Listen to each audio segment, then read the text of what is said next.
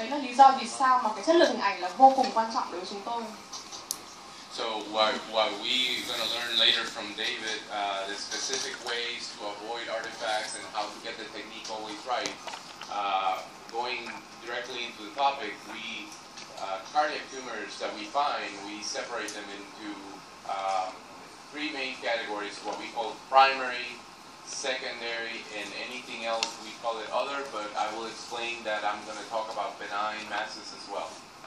Và như về mặt technique thì chúng ta đã học được từ Dr. David rất là nhiều. Thế còn trong khuôn khổ bài hôm nay của tôi sẽ đề cập đến vấn đề khối u tim và chia làm 3 khía cạnh, nhất là khối u nguyên phát, khối u thứ phát và các khối u khác ở trong tim. So primary tumors come in two varieties. Things that grow out of the own structures of the heart, we call it either malignant or benign based on their capacity for continued growth. Cho những khối u nguyên phát là những khối u là mọc trực tiếp từ tổ chức của tim và có thể nó là một khối ác tính hoặc là một khối u lành tính. Most malignant tumors of the heart have a very aggressive growth capacity. They don't stop growing. Cho hầu hết những cái trường hợp khối u ác tính thì cái khả năng mà phát triển của nó rất là mạnh mẽ và nó không bao giờ ngừng phát triển. And the benign tumors grow and they stop growing. Những khối u lành tính thì cái việc phát triển nó chậm hơn và nó sẽ ngừng phát triển ở một mức độ nào đó. And in some cases that we'll mention, actually then after they grow and stop growing, regress and disappear. Và trong một số trường hợp chúng tôi sẽ đề cập tới sau này là có một số trường hợp khối u lành tính nó phát triển, dừng lại và đôi khi nó sẽ thoái triển và biến mất. So it accentuates the importance of a follow-up study in those cases that we're not sure. Và chính vì thế mình nhấn mạnh cái vai trò là mình phải làm siêu âm theo dõi những trường hợp đó, vì những trường hợp chúng ta chưa rõ ràng. That's why echo is so important because again it doesn't harm, it can be repeated, and once you saw something in a certain angle, when you repeat it and you know you go back to the certain angle, it really helps you. Và vì thế mà siêu âm nó vô cùng quan trọng vì nó không có hại, nó có thể lặp lại nhiều lần và với một lần mình đã nhìn thấy một góc nào đó thì lần sau mình sẽ lặp lại cái góc cắt đó và mình xem cái khối nó còn ở vị trí đấy hay không. The primary cardiac tumors are very rare. In the largest series reported, the incidence is 0.1%. Các khối u nguyên phát thì rất là hiếm gặp, trong một cái nghiên cứu rất là lớn thì cái tỷ lệ này chỉ là 0,1%. The secondary tumors that are coming from cancers outside of the heart, 20 times more common. Đối với những trường hợp khối u thứ phát di căn từ một cơ quan khác đến thì cái mức độ thường gặp hơn rất nhiều, gấp khoảng 20 lần so với những khối u nguyên phát. Even though I say 20 times more common, the true incidence is not known. If you look at the literature, many different incidents have been reported, including recent autopsy series where they found 1 in 5 patients dying of cancer had tumor involvement in the heart. Mặc dù là tôi nói là gấp 20 lần, tuy nhiên là cái con số thực tế thì chúng ta vẫn chưa biết, và cũng nếu mà chúng ta tìm được trong y văn thì có rất nhiều những cái số liệu khác nhau. Và trong một cái nghiên cứu của chúng tôi trên những cái giải phẫu về tử thi thì thấy là cứ 1 trong 5 trường hợp có tử vong vì ung thư thì có khối u tại tim. For example, because of the incidence of the tests in our lab, we find that many of them incidentally, many of the patients are asymptomatic, including large tumors can be asymptomatic. The signs and symptoms are generally determined by where the tumor is growing, what is pushing. Và vì là sự phát triển rất mạnh của siêu âm nên là chúng ta có rất nhiều trường hợp chúng ta phát hiện những khối u là tình cờ cho những bệnh nhân không có triệu chứng. Còn những triệu chứng mà gặp ở những bệnh nhân u tim thì thông thường là do vị trí của khối u trong tim quyết định. Just a few years ago, we looked at a population of these patients in our lab, and we found that all comers. It's important to know because they have a very limited survival once the mass is detected. Trong một nghiên cứu chúng tôi đã thực hiện, chúng tôi thấy là cái khối u này nó có ảnh hưởng rất lớn đến cái tỷ lệ sống còn của bệnh nhân. Một khi mà nó đã được phát hiện ra thì nó ảnh hưởng rất lớn đến sống còn của bệnh nhân. The primary tumors, the malignant tumors, the majority of them, obviously, since the heart is mostly muscle, then they end up histopathologically being sarcoma or angiosarcomas. Các khối u nguyên phát ác tính thì hầu hết mà chúng tôi giải phẫu bệnh ra nó là các khối u cơ mạch hoặc là khối u cơ. And those are very easy to detect because they grow very fast. So usually you see an unmistakable. Và thường là rất là dễ phát hiện những khối u này bởi vì nó phát triển rất là mạnh và rất là dễ nhìn. The benign kind of tumors are listed here. The most common, obviously, myxoma. Các loại khối u lành tính thì được liệt kê ra đây như các bạn thấy, và cái loại hay gặp nhất là loại u nhầy. Myxoma is relatively common in the literature. It's been well expressed, and it's a common finding of the left atrium. Usually, you see a stalk structure coming from the intra-atrial septum, and then a globular growth attached to that linked structure. Các khối u nhầy thì rất là thường gặp ở nhĩ phải hoặc nhĩ trái, và thông thường là sẽ có một cái cuống mọc ra từ vách lên nhĩ, và từ đó khối u mọc ra và có rất nhiều thùy. This would be how it looks like if you had let it grow for months. Và đấy chính là cái hình ảnh mà mình nhìn thấy nếu mà mình để cho nó phát triển nhiều tháng. So, given what I explained earlier, I want the show of hands. If looking at this, if I want to know who thinks this would be a myxoma. Và tôi muốn trong buổi trường sẽ giơ tay xem là ai trong số các bạn sẽ nghĩ đây là khối u nhầy. Okay. Who thinks that it is not a myxoma? Và những ai nghĩ đây không phải là khối u nhầy.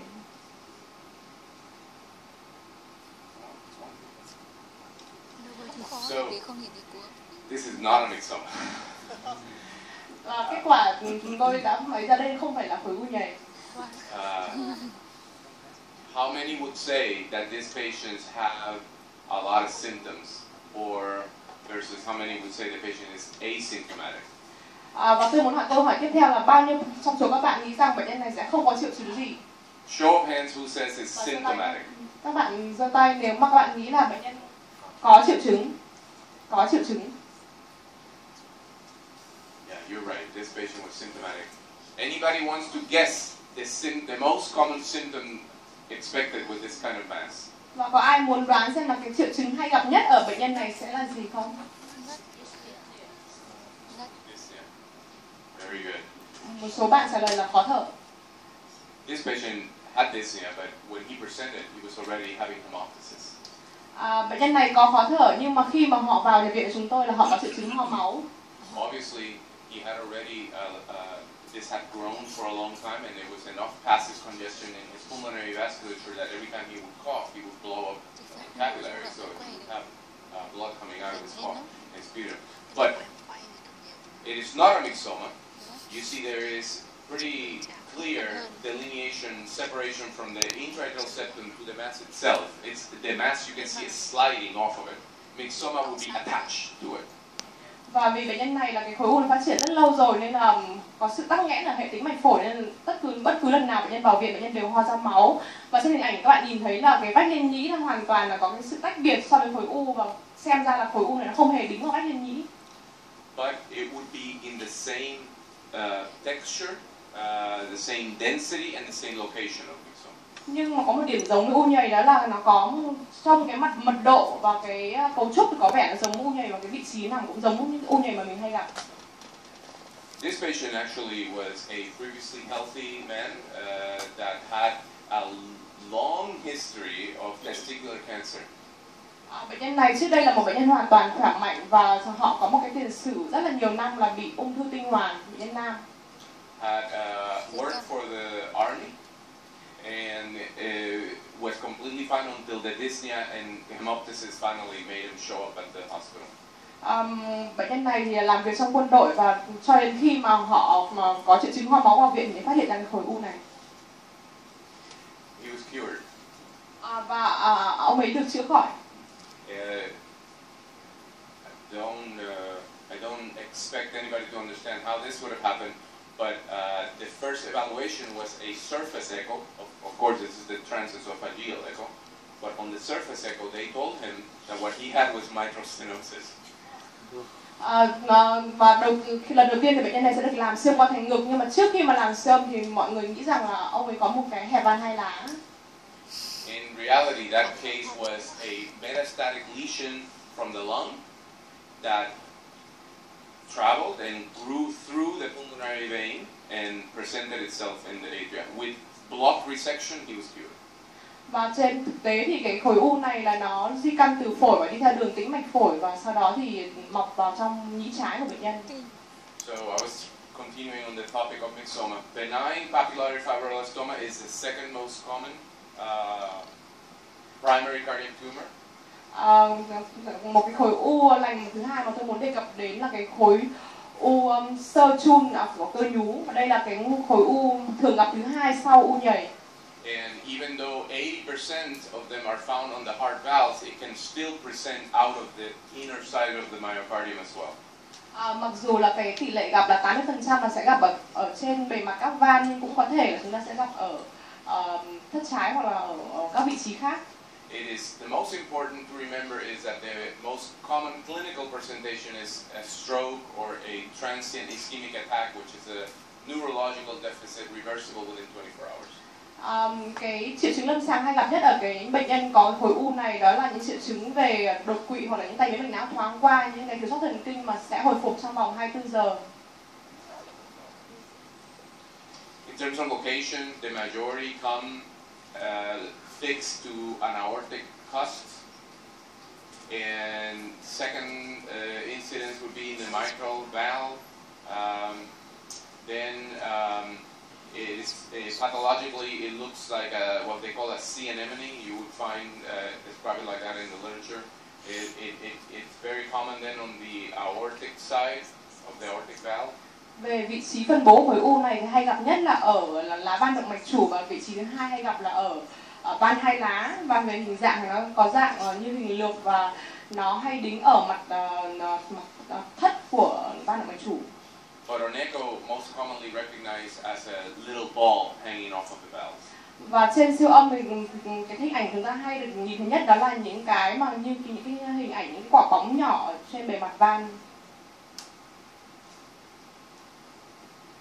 Another common mass is lipomas.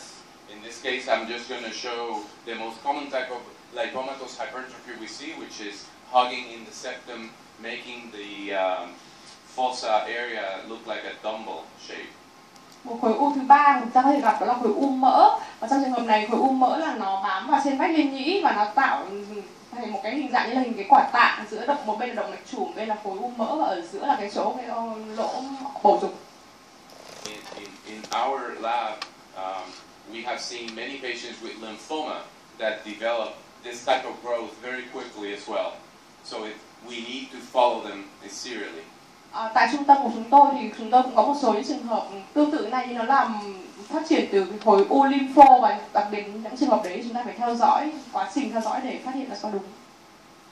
Another benign type of growth we see, not as common as the other two, is what we call caseous calcification of the mitral annulus. Một loại khối u lành nữa mà chúng ta có thể gặp đó là cái trường hợp là khối u vôi hóa xương ở vòng van hai lá. Which is nothing but a rare variant of MAC or mitral annulus calcification. Nó là một cái dạng rất là hiếm gặp của cái thể là vôi hóa vòng van hai lá. But we have been notorious for always confusing it with something more malignant, and has in many cases led to unnecessary procedures or interventions. This should be left alone. Và trong một số trường hợp của chúng tôi thường là hay bị lẫn với những tổn thương ác tính, mà tuy thế đây là một tổn thương rất là lành tính và hầu như là không phải làm gì với nó. This is a very good publication on the subject. So when you in long axis parasternal view, this would look like a big chunk at the posterior annulus section. Look at how it looks on echo. This is the appearance. Và chúng ta có hình ảnh minh họa cho cái u xương vôi hóa xương đó ở lá van hai lá, và trên cái hình ảnh đầu tiên ở bên phải các bạn thấy là nó bám ở vị trí của lá sau van hai lá, và trên mặt cắt 4 bồn chúng ta cũng nhìn thấy cái hình ảnh khối u vôi hóa xương ở như thế này. there is no single case report in the literature where it has caused significant hemodynamic abnormalities like mitral stenosis or worsening the severity of mitral regurgitation. Và chúng tôi cũng chưa thấy là báo cáo một trường hợp nào trên y văn là cái khối u này nó gây ảnh hưởng tới sự cản trở cái lỗ van hai lá và gây hẹp hai lá. So it doesn't really deform the function of the valve, therefore should always be left alone. Và như thế thì nói chung là nó như là một cái dạng thể khác, một cái dạng tồn tại bình thường của cái van và thông thường là chúng ta nên để và không xử lý gì đến nó. Under fluoroscopy also can be recognized as a darker, more egg-shaped abnormality. Và trên hình ảnh chụp mạch thì chúng ta cũng có thể quan sát nó như là một cái khối, như cái hình trứng như thế này. And on cardiac MRI, it's very easy to see that it is avascular. Và trên hình ảnh chụp cộng hưởng từ sẽ nhìn thấy như một cái tổ chức không có mạch máu. Another much more rare mass is the so-called blood cyst. Một loại u lành nữa còn hiếm gặp hơn nữa đó là những cái dạng là u máu. A blood cyst is a congenital non-organized blood collection that is lined by a single layer of epithelial-like tissue. Dạng u máu này thì nó là những cái dạng mà u máu bẩm sinh và nó là một cái tổ chức không có mạch máu ở trong, có thể chứa sợ cái dịch thanh huyết và bao bọc bởi một cái lớp màng mỏng là lớp biểu mô ở bên ngoài. And it is considered like it is a diverticula from invagination of atrial endothelium into the valves or ventricular endothelium into the semilunar valves. Và cái khối nam này nó được coi như là một cái như ở cái túi thừa mọc vào của cái xâm lấn vào cái nội mạc của bách liên nhĩ vào van nhĩ thất hoặc là từ bách liên thất vào van động mạch. Much more common on the atrioventricular valves, but it's important to know that it's not symptomatic. It doesn't cause much pathology. It's just a curious findings on echo that also should be left alone. Và thông thường là nó hay ảnh hưởng đến van nhĩ thất, tuy nhiên là nó không gây triệu chứng gì và thông thường là chúng ta cũng không cần xử lý gì nó. Yeah, so like it's at the bottom here, mostly it will regress. So this is the one that would grow, show up, disappear. Và trong đa số các trường hợp thì có thể chỉ quan sát thấy ở trẻ sơ sinh, còn sau đó khi đến tuổi trưởng thành thì nó sẽ tự thoái triển. Another thing that is a little bit confusing, it's not really that common either, is the pericardial cyst. Một cái trường hợp khác mà cũng đôi khi cũng gây chúng ta nhầm lẫn đó là những trường hợp mà có những cái nang lớn ở khoang màng ngoài tim. Usually present on chest X-ray at the right costophrenic angle. Thông thường thì trên phim X-quang chúng ta sẽ nhìn thấy nó ở cái góc sườn hoành ở bên phải. That's a typical location, and it is nothing but a huge cyst. Và đấy là cái vị trí thường gặp nhất, và khi mà chúng ta siêu âm lên thì nó chỉ là một cái nang nước ở vị trí đó thôi. Some reports of it growing in time. Trong một số báo cáo thì có chỉ ra là cái khối này nó sẽ phát triển theo thời gian. Also majority asymptomatic. Nhưng mà hầu hết đa số các trường hợp là sẽ không có triệu chứng gì. And when asymptomatic, no treatment is required. Và nếu mà trong trường hợp không có triệu chứng thì chúng ta cũng không cần xử lý gì. Only when symptomatic, they should be treated then with surgical resection. Nếu trong trường hợp bệnh nhân có triệu chứng thì chúng ta nên điều trị cho bệnh nhân bằng cách là sẽ phẫu thuật để bóc tách cái nang này đi. And so far only open resection has been described. Và như thế thì chúng tôi chỉ nghe được những báo cáo về trường hợp là mở ngực để bóc tách cái nang này, một số trường hợp. Another condition, much more common in America than in Asian countries, is what we call the carni complex. Một cái bệnh, một cái khối u mà lành tính mà cũng thường gặp khác ở Mỹ cũng như ở các nước châu Á, đó là cái phức hợp carni. I don't think it's been described in any Asian population, but it is an inherited autosomal dominant disorder characterized by multiple tumors. Đây là một cái phức hợp được mô tả nó có tính chất di truyền và đột biến nhiễm sắc gen trội và được đặc trưng bởi là có rất nhiều những khối u nhỏ throughout the body, trên khắp cơ thể. Like in the skin, it produces this type of appearance of nevi, multiple nevi around the eyes and around the nose and mouth. Trên da thì có thể nó sẽ biểu hiện thành những cái điểm sắc tố, như ví dụ như là xung quanh mắt, xung quanh mũi hoặc là xung quanh miệng. cutaneous myxomas, có thể là những cái khối u nhầy ở dưới da, vùng khóe mắt, as well as cardiac and around the nipple area. cũng như là ở trong buồng, khối u nhầy trong buồng tim hoặc là những cái u nhầy ở quanh tuyến vú. I've seen it only once. Và ông cũng thú thực là ông cũng mới nhìn được một trường hợp như thế. Very easy to recognize because you never miss the facial appearance of it. Và nếu mà trong một trường hợp nếu bạn đã gặp một lần thì sẽ rất là dễ nhận ra vì cái khuôn mặt điển hình đó. Another question for the audience. Tôi có một câu hỏi cho các bạn. Is that a mass? Yes or no? Ở đây có khối u nào không? Có hay không ạ? Dr. Tan already answered. He's right. What do you think, Dr. Tan?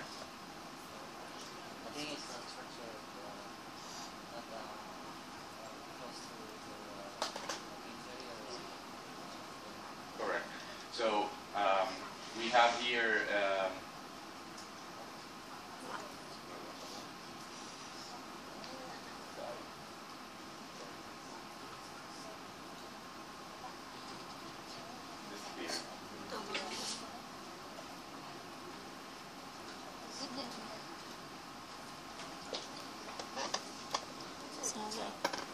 technical difficulties.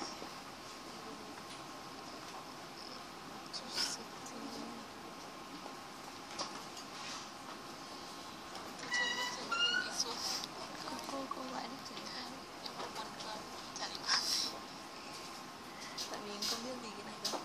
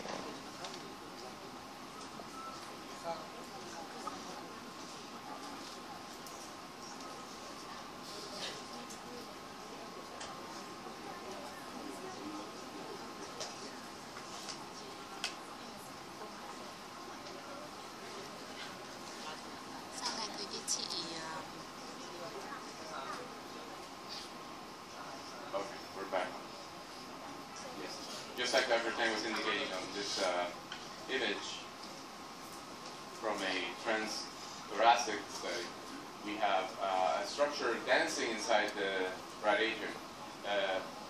I'd say dancing, but to be more precise, when we see something, we describe it by either having dependent motion or independent motion. Đây là một cái cấu trúc ở trong nhĩ phải và tôi dùng từ dancing tức là nhảy nhót đấy, thì khi mà chúng tôi dùng từ đấy là ý là chúng tôi muốn nói là cái di động của nó là độc lập hay là không độc lập so với cấu trúc khác của tim. The things that have independent motion are just flailing, they have their own rhythm. Nếu trong trường hợp mà độc lập với các cấu trúc của tim thì nó sẽ di chuyển theo có cái nhịp điệu riêng của nó và không liên quan đến chu chuyển tim. And then the ones with dependent motion are then hardly attached to something and they just move with the normal heart rotation. Và trong trường hợp nếu mà là cái vận động mà phụ thuộc vào cuộc chu chuyển tim thì nó sẽ di động khó hơn và nó sẽ di chuyển theo chu chuyển tim. This is benign. This is just an example of what we would call a Chiari network. Đây là một cái trường hợp hoàn toàn lành tính, là một cấu trúc mình thường gọi là cái mạng lưới Chiari. In some cases, it looks just like a very prominent eustachian valve. It's just the eustachian valve has a different direction because the eustachian valve just points the blood flow from the IVC to the fossa. Và trong một số trường hợp thì mình có thể nhầm với lại cái van của tuyến chủ dưới, nhưng mà thông thường là sẽ có cái hướng khác. Like you had before answered, the most common symptom of patients with the mass has always been dyspnea, by far. Nhưng mà như chúng ta đã nói là cái triệu chứng hay gặp nhất đối với những trường hợp u tiêm đó là triệu chứng lâm sàng là khó thở. And followed by these other symptoms that we found in our series, like orthopnea, nocturnal dyspnea, pulmonary edema, and mostly respiratory symptoms.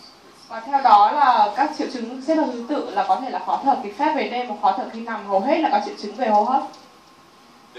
The class of secondary tumors that are metastatic, they have three ways to show up in the heart. One we believe is hematogenous spread, so they come with the blood flow. Về các khối u thứ phát, tức là khối u di căn từ một cơ quan khác đến thì sẽ có 3 đường di chuyển tới tim. Thứ nhất là theo đường máu.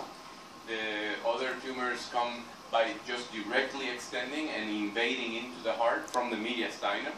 Con đường thứ hai là con đường xâm lấn trực tiếp, tức là từ các mô lân cận. And then there is some evidence, especially lymphomas, that come by lymphatic spread into the heart. Và có một số trường hợp là sẽ theo con đường bạch huyết, đặc biệt là trong trường hợp u lympho. In our series, the most common cancer invading directly to the heart is lung. Và trong nghiên cứu của chúng tôi thì cái khối u mà xâm lấn trực tiếp là hay gặp nhất là phổi ung thư phổi. And for secondary cardiac tumors, the most common is renal cell carcinoma and sarcoma. Và cái nguyên nhân mà hay gặp nhất cho những khối u tim thứ phát đó là ung thư biểu mô tế bào thận và u cơ trơn, u cơ. I wanted to correct myself. So we had the same incidence in our series of sarcoma, melanoma, and lung cancer. Và trong nghiên cứu của chúng tôi thì có 3 cái nhóm có tỷ lệ bằng nhau, đó là cái u cơ, u ác tính, u sắc tố ác tính và ung thư phổi. So these are far more common, and if we look at the organs that do send metastatic lesions to the heart, these are the top offenders: lung, breast, melanoma, lymphoma, leukemia, sarcoma, and thyroid. This is really the major killers.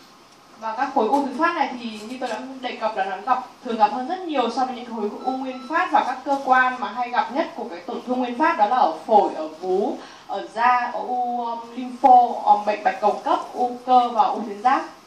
It's fine to detect them. It's indicated. It helps you share the prognostic, the poor prognostic information this carries for the patient with the oncologist. But still, the number one treatment is to treat the underlying cancer. Và cái mình biết được cái u nguyên phát để cái vấn đề quan trọng nhất là cái vấn đề điều trị đầu tiên là phải điều trị cái bệnh nguyên phát. In those selected cases that there is proven hemodynamic compromise, surgery is also being performed. Và chỉ trong những trường hợp mà nó có gây ảnh hưởng đến huyết động thì mình mới cần phải xử trí cái u thứ phát, tức là cái u tại tim. But yet there's no guides as to who gets surgery or not. Nhưng cho đến bây giờ chúng ta vẫn chưa có một cái khuyến cáo chung là những bệnh nhân nào thì nên được phẫu thuật, những bệnh nhân nào không nên được phẫu thuật khi mà có cái u nguyên thứ phát ở tim. Very roughly, I can say that the surgeon that works more closely with our group, if he decides based on how much, where in the heart is the cancer, basically, where in the heart is the tumor. Và thông thường thì khi mà chúng tôi làm việc với các phẫu thuật viên thì họ sẽ quyết định dựa trên là cái khối u nguyên phát nó từ đâu đến. For example, going back to what I spoke of this morning about how special the apex of the heart is. For example, if he finds that it's involving the apex, it's inoperable. Ví dụ như là cái bài sáng nay của chúng tôi khi mà nói là cái tổn thương mà nó liên quan đến vùng mỏm thì hầu như là sẽ không làm gì được, không có được. Out of the fear of how much LV dysfunction the patient is left after a resection of the apex. Và một cái quan ngại nữa của chúng tôi là cái chức năng tim sẽ còn bao nhiêu % sau khi mà bệnh nhân được phẫu thuật để lấy khối u đấy đi. For these surgeries, you want to do a clean margin. No one would go in to resect part of the heart to then leave a partial positive margins. Vì các bạn cũng biết là cái nguyên tắc trong ung thư tức là mình sẽ phải lấy cái tổ chức càng rộng càng tốt, nên là nếu mà mình lấy một phần thì cái việc phẫu thuật nó không có ý nghĩa. When things get to that point, those decisions are very difficult, and the patient would benefit from multimodality imaging. We recommend multimodality imaging, MRI of the heart, to know the exact delineation and extent of the tumor. Và vì cái khía cạnh là mình sẽ phẫu thuật bao nhiêu thì bệnh nhân sẽ được lợi ích rất nhiều nếu mà trước khi quyết định mổ bệnh nhân sẽ phải làm rất nhiều các loại thăm dò hình ảnh khác nhau, đặc biệt là phối hợp với cộng hưởng từ. It's a kind of resection where the less guessing the better. Và nói chung là cái việc mà phẫu thuật đi càng ít dựa trên phỏng đoán thì càng tốt.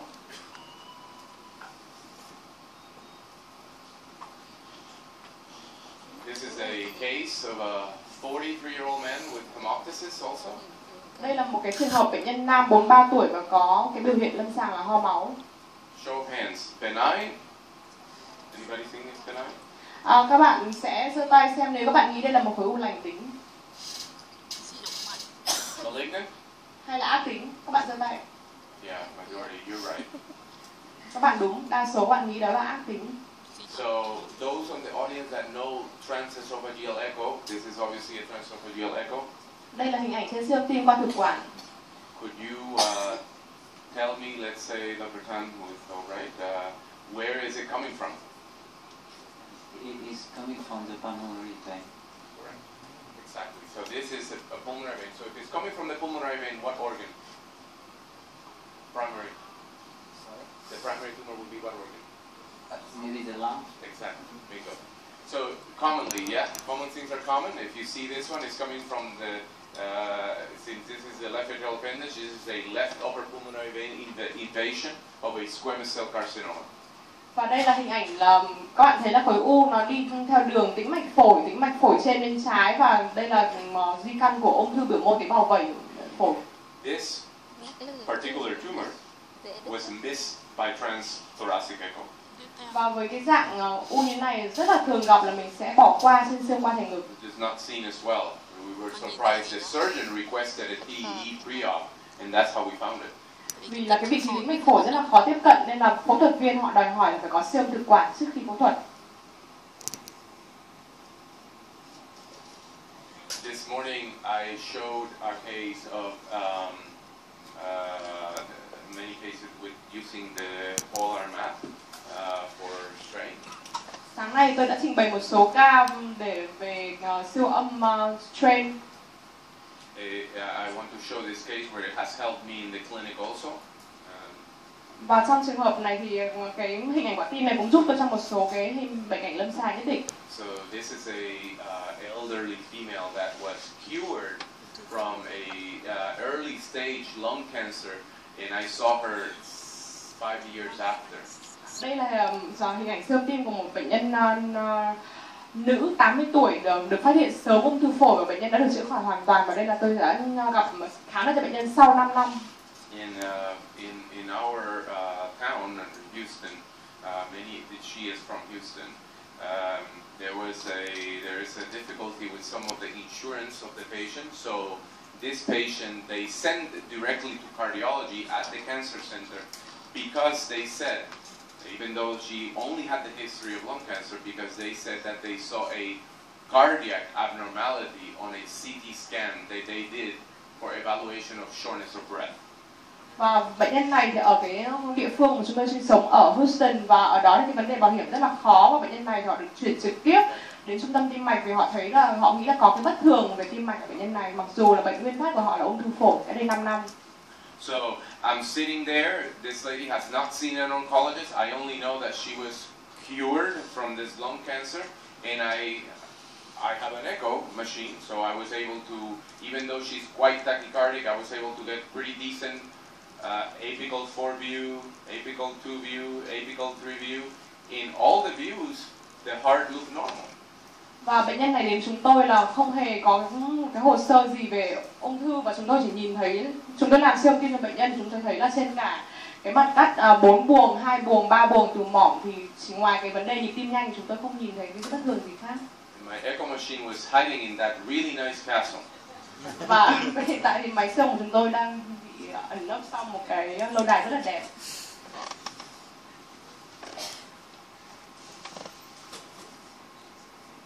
No. So with those apical images, I was able to do the speckle tracking, and this is the polar map. Và đối với bệnh nhân này chúng tôi cũng có tiến hành làm cái siêu âm sức căng cơ, và đây là cái hình ảnh minh họa. I have nothing else. I don't have her CT scan. I only have her history, and I have her normal function with a big defect on the base of the lateral wall. Và tôi không có gì trong tay, không có hình ảnh các lớp của bệnh nhân, và cũng không, chỉ có hỏi tiền sử và khám bệnh nhân và một cái siêu âm 2D sơ bộ là bình thường, và chúng tôi làm cái siêu âm sức căng và thấy có sự bất thường ở thành bên. So I already knew what she had just by looking at it. Và bằng cái phương pháp này tôi đã biết là có vấn đề gì xảy ra với bệnh nhân này.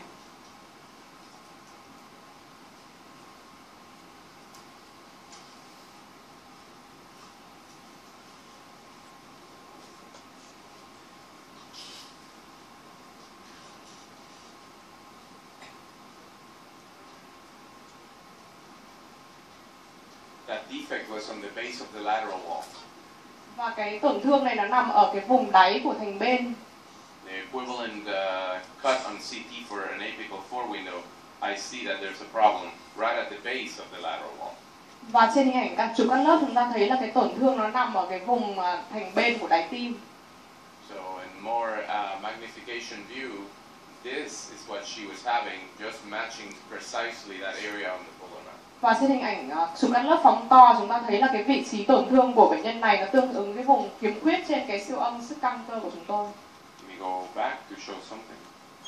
So on close inspection of the apical 4, we would have seen that there is a defect here in the base of the lateral wall. Và chúng ta quay lại cái hình ảnh siêu âm tim thành ngực 4 buồng từ mỏm, chúng ta thấy là ở cái vùng mà thành bên là vùng đáy tim chúng ta nhìn thấy một cấu trúc bất thường. But that is harder to see and harder to convince you that there's a problem than it would be to see this huge defect on the polar map. Nhưng mà cái hình ảnh đấy thì nó rất là khó nhìn và khó thuyết phục các bạn hơn là cái hình ảnh mà chúng ta nhìn thấy trên cái siêu âm sức căng siêu âm căng này, strain rate này. This is another example of what we find commonly. This would have been what we saw in the echo lab. Someone with, in long axis parasternal view, a big mass over the right ventricle. Một cái ví dụ khác, một ca lâm sàng khác chúng tôi muốn trình bày đấy là một cái bệnh nhân mà có một cái khối u lớn quan sát trên mặt các trục dọc cạnh ức ở phía trước thất phải. This would be an example of a mass causing hemodynamic significance. Đây là một cái ví dụ mà cho thấy là khối u có ảnh hưởng đến huyết động. Because we can see that in the view, the short axis view to go over the pulmonic valve, the patient had a very large velocity gradient. So she had functional pulmonic stenosis. Và trên cái mặt các trục ngắn này chúng ta có thể thấy là cái khối u nó gây ảnh hưởng tới, nó gây ra một cái hẹp phổi mà cơ năng và nó gây ra tranh áp rất lớn các bạn động mạch phổi. You see, even though this is continuous wave, you see pretty much the envelope pre-valve and post-valve, the acceleration. Và trên siêu âm nó liên tục đốt lên liên tục thì chúng ta thấy được cái phổ của trước van và sau van, hai cái phổ chồng nhau. This was coming from a very large and very aggressive growing mass on the anterior mediastinum. Và cái hậu quả này là do cái khối u ở phía trung thất trước rất là lớn như này để ép vào. This is a lymphoma. Đây là một khối u lympho. This is the same patient after 4 cycles of chemotherapy. Đây là hình ảnh siêu âm của cùng bệnh nhân đó nhưng mà sau 4 liệu trình điều trị hóa trị liệu. Treatment is to treat the underlying cancer. Và nhấn mạnh một lần nữa là vấn đề điều trị là điều trị cái bệnh gốc của bệnh nhân. Same patient, very dramatic results. Cùng bệnh nhân mà các bạn thấy là cái sự tiến triển rất là tốt, cái khối u nó giảm đi rất là nhiều. But in my experience now, 7 years in the cancer center, lymphoma responds very well. Và trong cái kinh nghiệm của tôi 7 năm làm việc tại cái trung tâm ung thư thì tôi thấy là cái u lympho đáp ứng rất là tốt.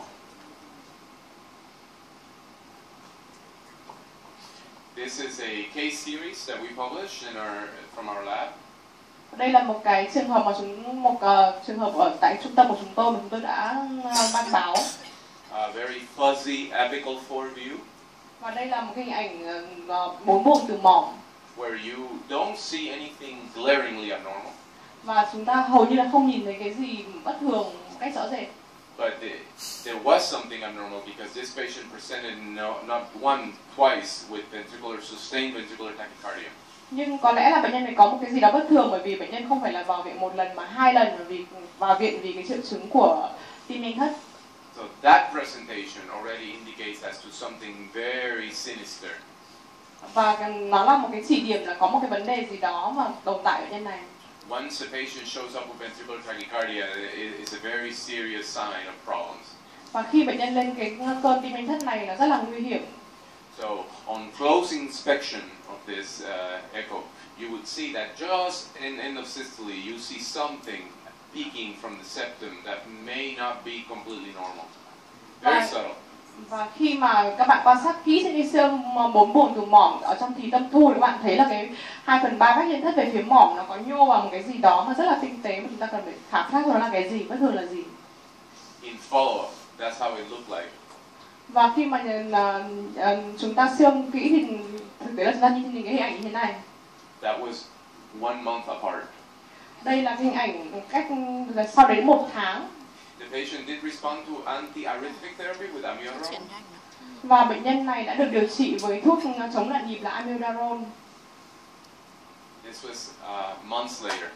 Và đây là sau một vài tháng, sau 2 tháng. I would like to, that patient unfortunately did not respond to any therapy. Và tôi muốn nói rằng là bệnh nhân này là có vẻ như là không đáp ứng với một phương pháp điều trị nào cả. We had close to 8 cases with the same condition Và cho nên in a 2-month period. trong vòng 2 tháng chúng tôi có một cái nhóm bệnh nhân mà đến 8 bệnh nhân có những triệu chứng tương tự như thế này. So we put this series together. This was squamous cell carcinoma of the tongue. Và chúng tôi làm thành một cái nhóm 8 bệnh nhân, đó là nhóm bệnh nhân có cái ung thư biểu mô tế bào vẩy ở lưỡi. And even though squamous cell is a highly treatable cancer, we have found, and other groups also have found, that it tends to have a direct pathway of metastasis to the heart, and it very rapidly can show in the heart. Rapidly meaning from the day of diagnosis of the squamous cell, metastatic lesions in the heart within a couple of months. Và mặc dù là chúng ta biết là cái ung thư tế bào vẩy ở lưỡi này có điều trị rất là tốt, thế nhưng mà nó có một cái đường di căn rất là nhanh đến tim, và chỉ trong vòng vài tháng từ khi chẩn đoán ung thư tế bào vẩy ở lưỡi đã có phát hiện ra di căn ở trong buồng tim. In this, I want to go back to the previous loop because just to show how this looks is very similar how the blood cyst, which is a benign lesion, would look like too. Và chúng tôi muốn trở lại hình ảnh này, các bạn thấy là cái hình ảnh trên này thôi là rất là tương tự như một cái u máu mà chúng ta đề cập đến, một cái u lành tính vừa đề cập đến trước đây. Obviously, that's why it's so important in follow-up to evaluate the same area because within a month this is how it looked. Chính vì thế mà chúng tôi nhấn mạnh cái vấn đề mà chúng ta sẽ phải lặp lại cái siêu âm ở cùng một cái vị trí, một cái chỗ mà chúng ta nghi ngờ sau một vài tháng nó thay đổi như thế này. I would say in our experience that when there is doubt about some mass or growth, there's 2 things we can do. When in doubt. Khi mà chúng ta có nghi ngờ về một cái khối u hay một vấn đề gì đó trong tim thì có 2 vấn đề mà chúng ta cần phải làm. One would be more imaging, different modality, or TEE. Một vấn đề thứ nhất đó là chúng ta có thể có những cái phương tiện thăm dò hình ảnh khác hoặc là siêu âm thực quản. The other is do nothing. Do follow-up study later. Và là ý kiến thứ hai đó là chúng ta sẽ không làm gì và theo dõi trong các siêu âm lần sau. Renal cell cancer is a very special case. Đây là một cái trường hợp rất là đặc biệt. Đây là khối u di căn tim từ cái ung thư biểu mô tế bào thận. We call it the exception to the rule. Trong trường hợp này đây là một cái ngoại lệ, có một cái luật ngoại lệ. Because surgery improves survival. Vì trong trường hợp những bệnh nhân có cái u này thì phẫu thuật sẽ là làm cải thiện sống còn của bệnh nhân. In a very large number of cases, it involves the IVC, and those who are in the IVC, much even larger incidence, peeking through to the right atrium. Và đến 10% các trường hợp là sẽ có xâm lấn vào tĩnh mạch chủ dưới, và 40% các trường hợp có xâm lấn tĩnh mạch chủ dưới sẽ lan vào đến nhĩ phải. It is important to know that pulmonary embolism with that type of malignancy peeking through is uncommon, but when it happens, the mortality of PE is very high. Và trong những trường hợp này thì mặc dù là cái tỷ lệ mắc nhồi máu phổi là không thường gặp, chỉ dưới 6%, nhưng nếu nó xảy ra thì vô cùng là nặng, và cái tỷ lệ tử vong lên đến 60-75%. The reason of that is obvious. Và cái lý do là rất là dễ hiểu. Because since it's coming from the kidney, by the time you see it in the right heart, it's a very long mass. Bởi vì là nó gốc xuất phát của nó là từ thận, và nếu mà tại thời điểm mà bạn đã nhìn thấy nó ở trong tim, tức là nó đã di căn được một quãng đường rất là xa rồi. So when clot or mass detaches from a big mass, bad things will happen. Và trong trường hợp đó, nếu mà giả sử như cái cục máu đông này nó làm tắc ở mạch phổi thì nó sẽ xảy ra rất là trầm trọng. Many centers struggle with the decision of anticoagulation when they see this abnormality, when somebody has renal cell and the mass through the IVC or involved in the RA. Ở một số trung tâm thì nếu mà những trường hợp bệnh nhân được chẩn đoán ung thư tế bào thận như này và có di căn tim, và nếu họ thấy có cái nhồi máu phổi, họ có thể sử dụng tiêu sợi huyết. In our center, because they go to the hands of a very good surgeon relatively quickly, they don't anticoagulate. They go straight to resection. Và tại trung tâm của chúng tôi, vì chúng tôi có những cái phẫu thuật viên rất là chuyên nghiệp và họ đến rất là sớm, nên là chúng tôi không cần thiết phải dùng tiêu sợi huyết, mà chúng tôi sẽ cho bệnh nhân đi phẫu thuật ngay. But when there is going to be time lag for resection, knowing that the mortality is that high for PE, it would not be unreasonable to anticoagulate. It all depends on the timing to resection. Và nếu trong trường hợp có những cái trì hoãn về phẫu thuật thì chúng ta nên cân nhắc cái vấn đề dùng tiêu sợi huyết cho bệnh nhân để cứu mạng bệnh nhân. This is a case of a 51-year-old presenting with dyspnea. Đây là một cái trường hợp bệnh nhân 51 tuổi và đến vì lý do là khó thở. Yeah, and there is a mass that is peeking into the right atrium. Và chúng ta quan sát thấy một khối và mọc lồi vào trong nhĩ phải. And this mass would say not independent, not dependent. This mass has like no motion. Và cái khối này chúng ta nói cũng không phải là độc lập, cũng không phải là phụ thuộc mà nó đứng im, nó không di chuyển gì cả. That's a mass that is peeking through the IVC. Và cái khối u này nó xâm lấn từ tĩnh mạch chủ dưới. Now, anybody knows what's happening to that mass now? Và có ai trong số các bạn biết là cái gì đang có vấn đề gì xảy ra với cái khối này không ạ?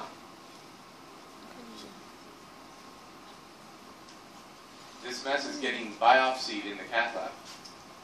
Hiện tại người ta đang tiến hành sinh thiết cái khối u này ở trong phòng can thiệp. This is nothing but the tip of the biotome coming from the superior vena cava on this TEE. This is of course left atrium, left atrial septum, and the mass is peeking from the IVC. Và các bạn thấy là cái hình ảnh ăn sáng này là chính là cái mũi kim sinh thiết, người ta đưa theo đường tĩnh mạch chủ trên vào để sinh thiết một cái mẩu của cái khối u này, và đây là vị trí xâm lấn từ tĩnh mạch chủ dưới lên, đây là nhĩ trái trên siêu sinh thực quản. This is the same mass from the previous slide with no motion on the transthoracic, and here obviously has a little bit of motion in PE. Và các bạn thấy là trên thành ngực thì mình nhìn thấy là hầu như nó không di động, còn qua siêu thực quản thì nó hầu như là di động rất là ít.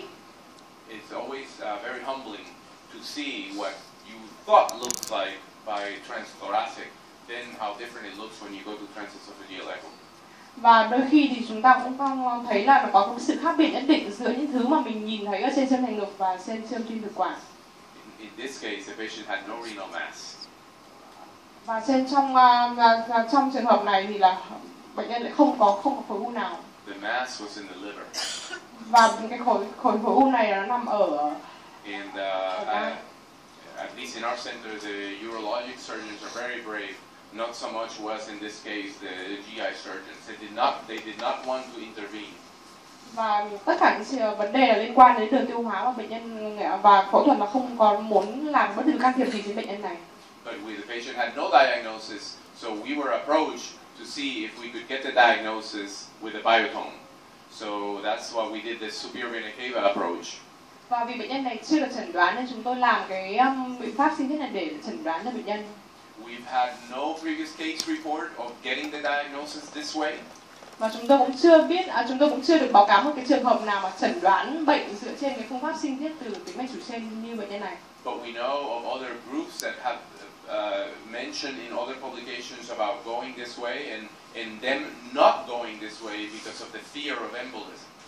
Và chúng tôi cũng biết là trong một cái báo cáo khác người ta nói rằng không nên chẩn đoán theo cái hướng này bởi vì họ sợ là cái nguy cơ bị tắc mạch xảy ra. We have now a total of 5 cases. We've done the same approach, got the diagnosis correctly, the histopathology correctly, no complications. Và cho tới hiện nay chúng tôi có 5 trường hợp làm theo chẩn đoán theo cái hướng này và cả 5 trường hợp đều có chẩn đoán chính xác và không có biến chứng gì xảy ra. Different case. Một ca lâm sàng khác. Anybody want to guess? Có ai muốn đoán xem nó là cái gì không ạ? Benign or malignant?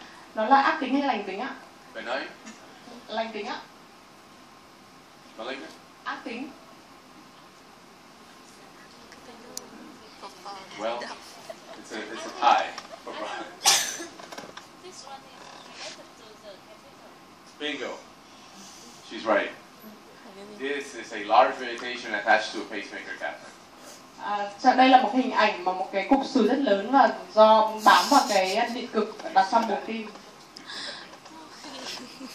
So, in a review of cardiac masses, primary cardiac tumors, benign, malignant, the secondary tumors, we saw a few cases of metastatic. Obviously, there's other things that show up that are not malignant and not necessarily benign either. Thrombus, vegetations like the one I just showed, the cystic lesions, invariants of normal anatomy, including atypical cut planes, but most commonly the atrial septic hypertrophy, the lipomatous hypertrophy. Và để tóm lại cho phần khối u tim thì chúng ta biết là có những khối u nguyên phát tại tim, có thể là lành tính, có thể là ác tính, khối u thứ phát, huyết khối, các cục sùi, có tổn thương dạng nang kén, các thể đặc điểm giải phẫu bình thường, các thể bất thường của cái giải phẫu bình thường thôi, và có thể là những cái artifact, tức là những cái nhiễu ảnh. Even, but I humbly admit that even in a place where we see about 1 or 2 real masses almost daily, the one struggle we have is still imaging artifacts. Và ngay cả lại một cái trung tâm của chúng tôi là một trung tâm là chúng tôi có thể thường ngày có thể gặp một vài khối u tim trong một ngày thì vẫn có thể có xảy ra cái tình trạng là cái nhiễu ảnh xảy ra. That's the one thing that still drives us crazy when interpreting a study. Và thời đấy một điều rất là khó khi mà chúng ta đọc kết quả. Last case. Và ca cuối cùng ạ.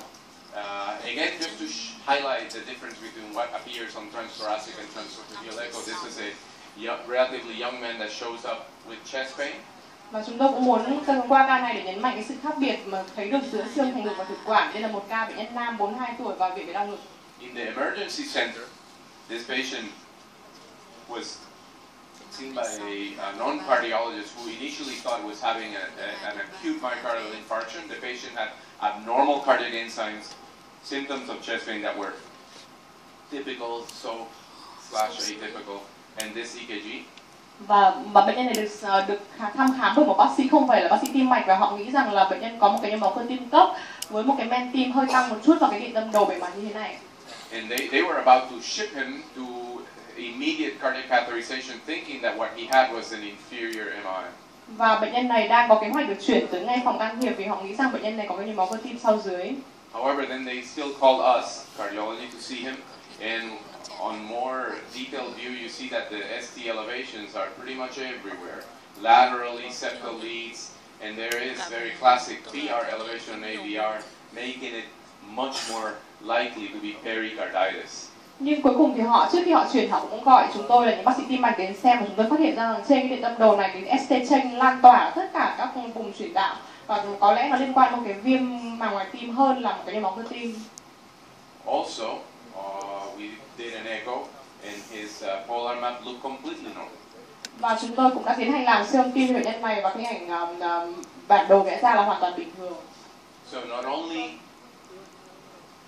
all the segments look normal, he had this kind of normal mechanical function on evaluation. We were confident that he didn't have an acute myocardial infarction. Và chúng tôi thấy là ngoài cái vấn đề cái bản đồ cái bình thường thì tất cả những cái vận động cũng bình thường, mà chúng tôi không nghĩ là bệnh nhân có cái vấn đề về nhồi máu cơ tim. Normal contractility of all segments, normal overall ejection fraction. Trên tất cả ba mặt cắt 4 buồng, 2 buồng, 3 buồng đều thấy vận động bình thường và chức năng tim thì bình thường.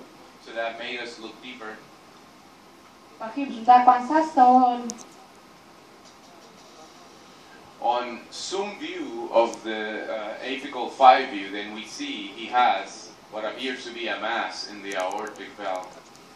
Và trong một số cái nháp bóp, khi mà chúng ta zoom vào, chúng ta tập trung vào cái vị trí 5 buồng từ mỏm ở vị trí van động mạch chủ, chúng thấy có một cái khối ở vị trí van động mạch chủ.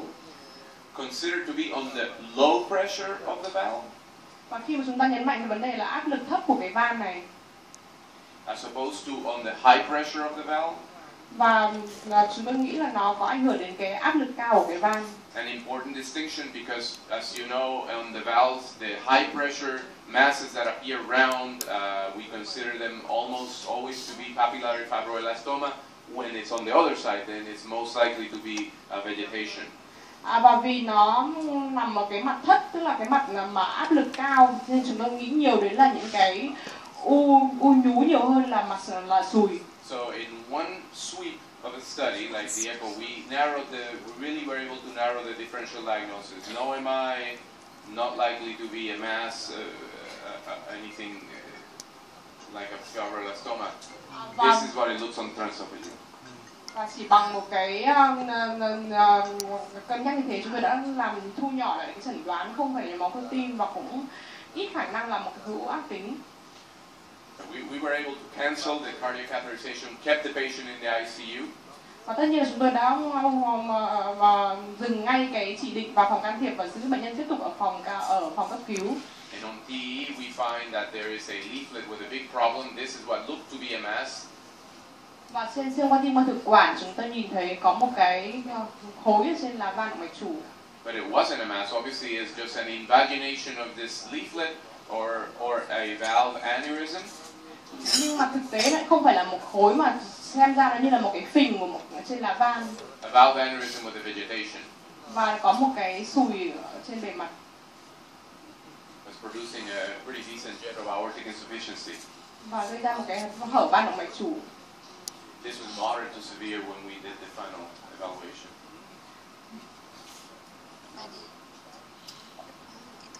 This is the same study, the same transesophageal echo, but now on 3D. Và đây là hình ảnh siêu âm tim 3D qua thực quản của vùng bệnh nhân đó. So it was easy then to see this is on PE, obviously it's the left atrium interictal septum. So this is obviously non-coronary leaflet, and this is the right coronary leaflet. Và trên định hướng thì ở phía trên các bạn thấy đó là phần tâm nhĩ và lá không vành và lá vành phải. This patient had endocarditis, and his blood cultures grew a coagulase negative staph that we called it was defined to be Staphylococcus lugdunensis. Và bệnh nhân này cuối cùng là cái chẩn đoán cuối cùng của bệnh nhân là bệnh nhân có viêm lợi tâm mạc nhiễm khuẩn và kết quả cái máu là cái máu da con tụ cầu nhóm lugdunensis. Although rare in our experience in other centers in the United States where I've had many colleagues tell me that it is a very growing problem. Rất là hiếm gặp ở trung tâm của chúng tôi, nhưng mà một số trung tâm khác ở nước Mỹ thì họ nói là bắt đầu thường gặp nhiều hơn cái chủng này. And it behaves like a staph aureus, the more commonly known as the more destructive pathogen. Và cái chủng tụ cầu này nó cũng giống như chủng tụ cầu vàng và nó cái sức phá hủy van động mạch chủ rất là lớn.